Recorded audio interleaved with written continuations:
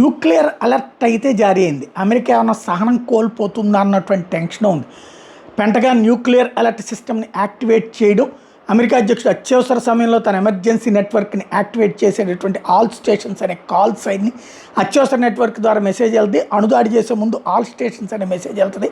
అణుబాంబులు ప్రయోగించగల bombers, అణు మిస్సైల్స్ని ప్రయోగించే అన్ని submarines, భూమి మీద నుండి ప్రయోగించే అణు బాలిస్టిక్ మిస్సైల్ సెంటర్స్కి ఒకేసారి సందేశం వెళ్తుంది. అంటే అణుదాడి కోసం సిద్ధంగా ఉండండి, ఆల్ స్టేషన్స్ అనేటటువంటి మెసేజ్ వెళ్తూ ఉంటుంది.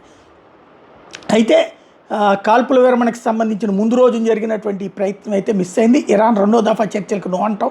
గల్ఫ్లో మోహరించున్న అణు విమానం ఒక యుద్ధ నౌక ఐసన్ హోవర్లో అగ్ని ప్రమాదం జరగటం, IRGC-6 కామికాజీ డ్రోన్లతో దాడి చేసినట్టుగా ప్రకటించడం.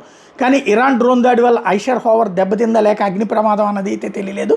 ఆల్ స్టేషన్స్ అనే మెసేజ్ మాత్రం అణుదాడి కోసం అనేది స్పష్టమవుతుంది.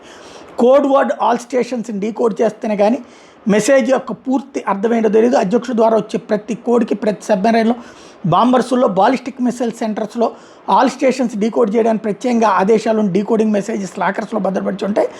అధ్యక్షుడు ఆదేశాలను ఖచ్చితంగా పాటించాల్సిందే.